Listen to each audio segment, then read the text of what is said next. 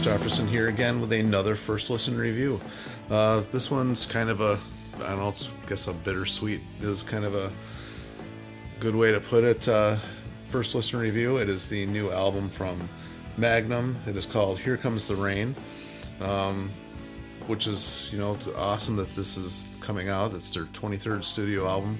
The bad thing is that unfortunately Tony Clarkin just passed away here just this past week. And he was the founding guitarist and been on every release and been in every part of this band since the inception, and he unfortunately didn't make it quite long enough to see this release, but I'm here to talk about it a little bit anyway, and hopefully this is one of those times when I say, help keep their memory on. This is one of those times where it really comes into play. I've not been like a mega fan of Magnum, but I am a casual fan of the band. I've got, I believe, all of their albums, even though they have a ton. I came to know these guys. They had an album called, I think it was called Wings to Heaven or Wings of Heaven. I haven't listened to it in a very long time. It came out late 80s, early 90s. That's kind of when I discovered them. That actually is probably not their highlight of their career. Unfortunately, that was like one of these albums that they were kind of blended in with the style of the music at that point in time. My personal feeling is that the earlier stuff was actually a lot more original and better than that. They weren't trying to fit in with the style at that point in time. So unfortunately, this is one of those times. Even back in those days, I went back and checked out the earlier stuff, and it's something I liked. I always had to go back and check everything out. And I liked what I heard. I even have the Hard Rain stuff when him and Bob Catley went off and they disbanded Magnum or whatever happened there, and went on, did a couple albums as Hard Rain, and then they decided just to continue on as, I don't know, they ended that and continued on with Magnum. I don't know the exact history there, but it's basically been Bob Catley and Tony, the whole entire time. They actually, the most recent members are all within since 2017, so a lot of new guys in the past 6-7 years anyway, so it's mainly been those two guys. But getting to this album in particular, I wasn't really sure what to expect, but I was pleasantly surprised. It was actually I really enjoyed this album a lot. Cool thing about it is the artwork on it here. Rodney Matthews, who's done a lot of their album, and he has a lot of stuff that he's done on his own. It's a really cool artwork for this album. It's hard to explain, and the thing I like about it the most, it reminds me of a 70s style album, and kind of funny enough that the music on here kind of reminds me of their earlier stuff. And in case you haven't heard any of that, it's they sound like a 70s rock band, kind of in the vein.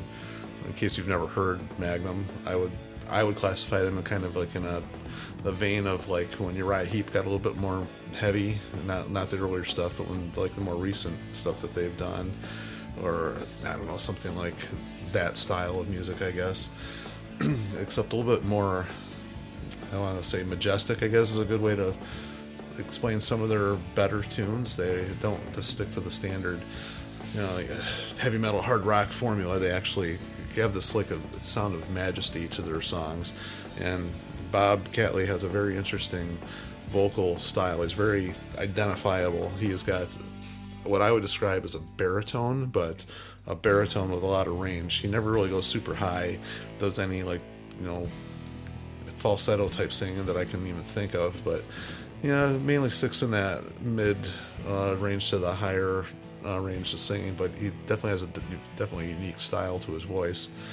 And the thing I like about it is it doesn't sound like they're using any auto-tune or anything like that on him, and he's still pretty good staying on key, pitch, and all that stuff. So that's cool when it just sounds natural. I don't like it when stuff's so processed it doesn't sound even human. He sounds human, but still really on key. Not a whole lot of solos on this, however. Unfortunately, I wanted to hear a little bit more of the solos, and the solos are on here really good. He's very melodic in his solo style playing. One of the cool highlights, I guess, was in one of the singles they released was the Seventh Darkness, that got a lot of sounds like horns, like a trumpet, maybe a little sax mixed in there. It's like kind of sounds like it's going back and forth actually, and he's trading off licks with them in the middle of that song, so it was kind of unique. That was one of the highlights there.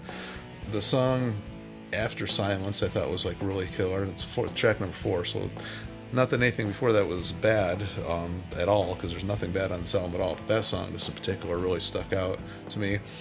The single Blue Tango is actually, I thought, one of the weakest songs on the album. It's kind of just a standard rock tune. I guess I could see why they picked that as a, as a single, because it's catchy, but it definitely isn't as unique as anything else on this album. So if you heard that, don't judge that album the album by that song, because it doesn't sound like anything else on here. The song The Day He Lied was amazing. I thought that was probably the best song on the album. And then the most epic song on here is the second last song, I Want to Live.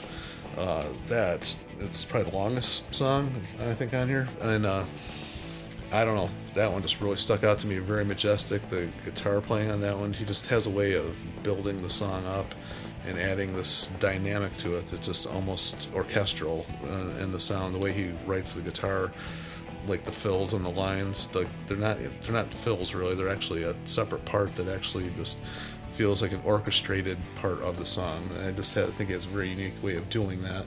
Then that ends with Borderline, which is, just actually, that might be the weakest song on the album, quite honestly. But anyway, nothing's bad. Nothing's really bad on here. It's produced really well. The guys sound great. Don't even want to mention their ages, but they're definitely up there in their 70s, and at least as far as Bob and Tony goes, and they still sound great. They just have fresh sounding ideas on here.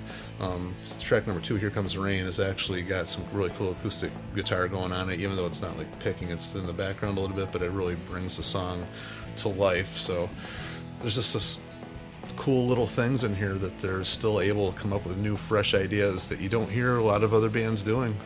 Newer bands, seem to like to copycat each other, and it's one thing I could say about these guys. They're not trying to copycat anyone. They're still looking to come out with new ideas 23 albums in. So anyway, that's my quick take on it.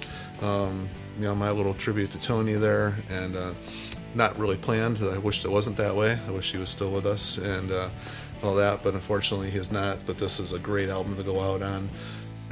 It's actually, I would rate this in one of their top releases from stuff. The 23 albums, it's hard to come up with new stuff, and somehow they just did it.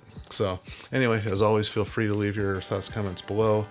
Like, share, and subscribe, just so we can keep this type of stuff alive. This is one of those bands that ever made it super huge, so just anything out there talking about them, good or bad, even, it's just keeping the memory alive anyway. But I think there's a lot of good on this one, so we're going to leave it at that, and we will talk to you guys on the next one. See ya.